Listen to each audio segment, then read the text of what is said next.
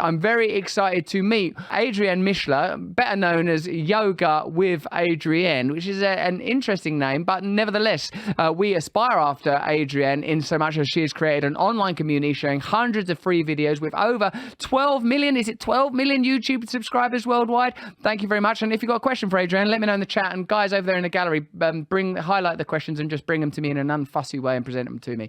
Adriene, thank you so much for joining us. Hi there. Thank you for having me. It's good to see you again. Likewise. The first point I want to make is that you are, in a sense, a creation of lockdown. I don't mean that you are a grim Frankenstein figure, a result of a terrible laboratory accident. Allegedly. More that you came to prominence and popularity during the lockdown period because many people necessarily, understandably and wisely sought solace in yoga during that time. When you began your channel, how did you imagine it might go? What were your intentions and how do you deal with it now that it's become a very significant cultural movement? The funny thing is, there's Benji going to his spot. He knows. He's like, oh, this is where I belong for this conversation. The funny thing is, we started the channel in 2012. I think a lot of people may not know that or realize that the channel is over 10 years old. And I met my partner in the channel, Chris Sharp, on the movie set of a film that he had co-written and was directing. And I was acting playing the role of Polly in a punk rock band of 3 women, naturally. And so we really enjoyed working together, and I was already devoted to being a yoga teacher and practicing yoga. I was a theater artist from a very young age. So it kind of started from the kind of passion project space that one has as a creative person. And I think that's the real blessing of the whole bit, is if we had set out to start a business or a channel that reached millions, it would have been tough because it's really hard to be yourself, believe it or not. So the fact that we were like low stakes, starting this as a passion project, hoping to make a little bit of extra money, maybe to make some movies, that was the original intention. In 2015, we did the first 30-day yoga journey in January. And I think that's when things started to really pick up and we realized, wow, we can really help people here and make this more accessible. My assumption is that if you practice a lot of yoga, a lot of mindfulness, a lot of meditation, it cannot but change you. I don't see yoga as a sort of ancillary to the New Age movement that can sometimes seem, by its very nature, somewhat traditionalist and rootless. I see it as a way to cultivate a different type of awareness, conquering the constant corroming inner activity, the endless and nagging thoughts that sometimes won't leave me alone. And I was very curious to learn that since we last spoke, and I hope this is an unrelated subject, you've been recovering from panic and anxiety disorder.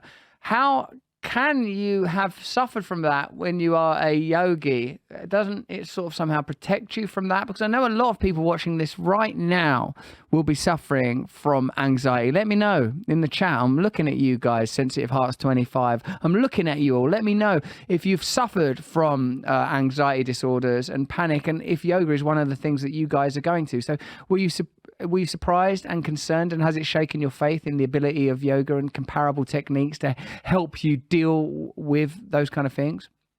Yes, I'm so glad you brought this up, because for many, many moons, I was quiet about my experience with anxiety and panic because of the very thing you mentioned. Because to me, it was so astonishing that yoga with Adriene, like this ridiculousness of how could I get so hard hit with nervous system breakdown?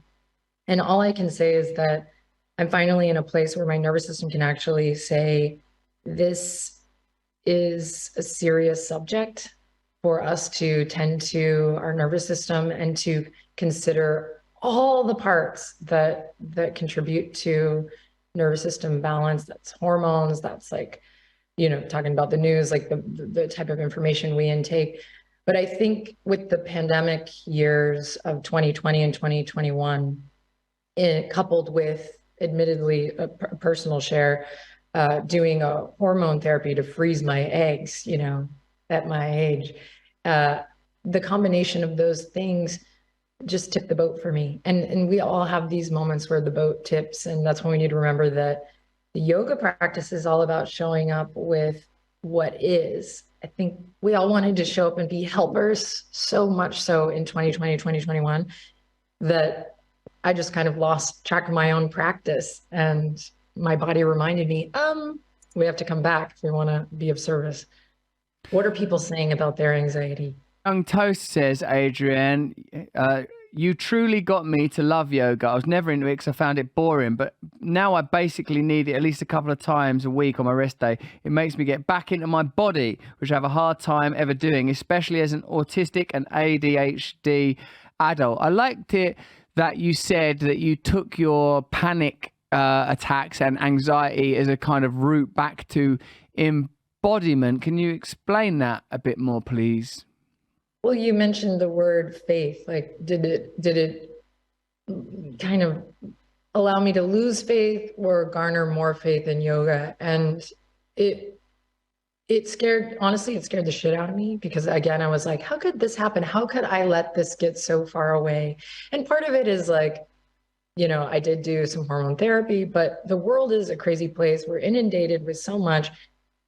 Using this ancient practice to get back to the interior, and remember that the roots of yoga, right, are deeply, deeply rooted in spirituality. So that doesn't mean religion, that doesn't mean one thing over another, but it is a connection back to yourself, right? And the opportunity, this vocabulary, to connect to something bigger than yourself, maybe the divine.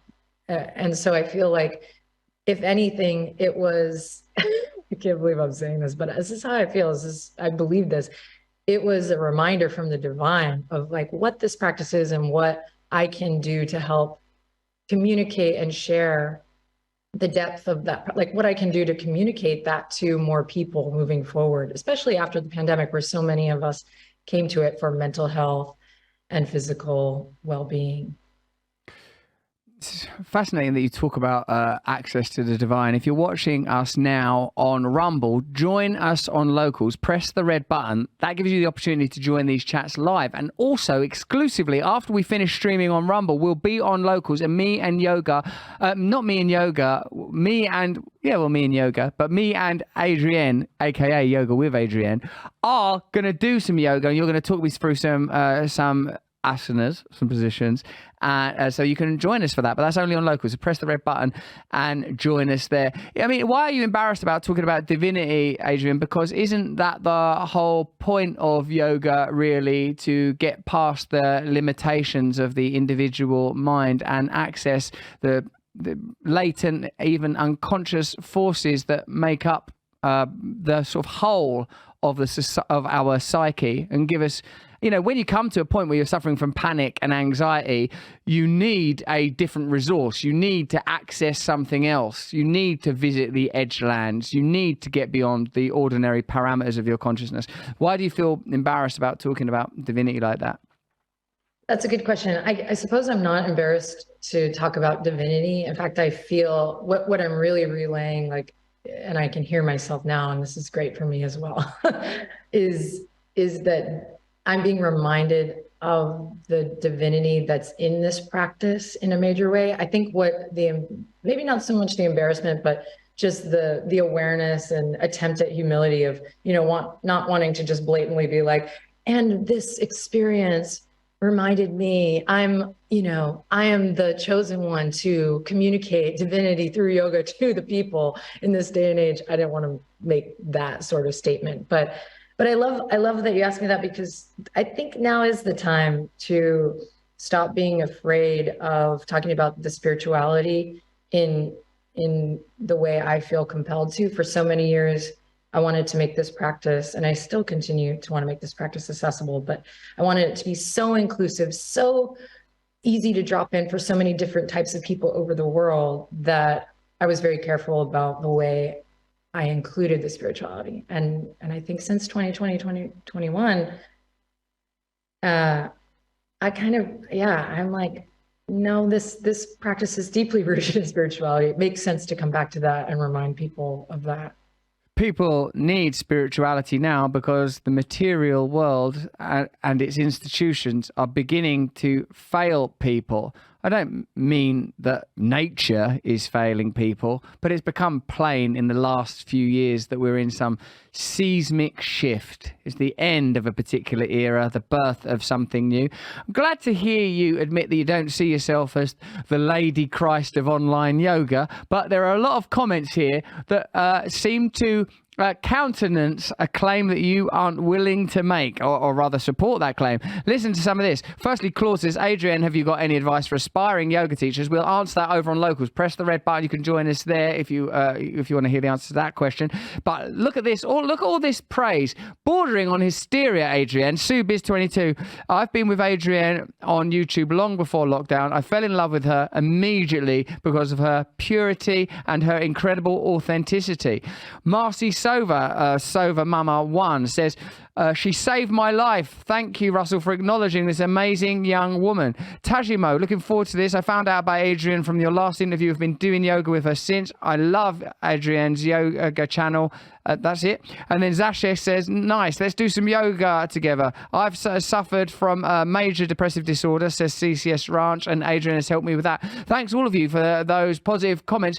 Adriene, has that, in stark contradiction to the principles of yoga and spirituality everywhere, made you feel a deep sense of vanity, narcissism, and personal power?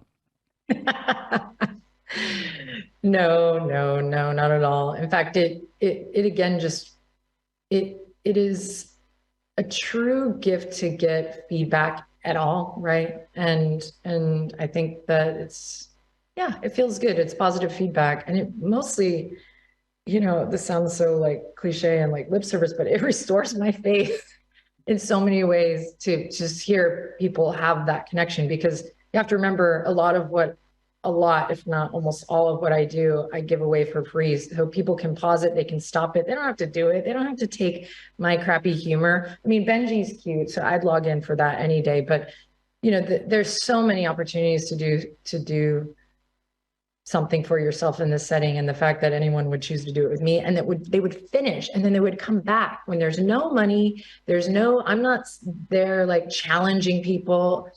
To me, that's pretty heroic. And I think I mentioned this last time we chatted. Like, to me, to be able to show up and do something with a beginning, middle, and end for yourself, without an audience, without anyone watching you, without giving any money in exchange, it's pretty amazing. So if anything, I'm just like happy to hear it. Carry on our conversation, Adriene, with your permission, on Local. So if you're watching us on Rumble, press the red button and join us now. Stay free with Russell Brand. See it first on Rumble.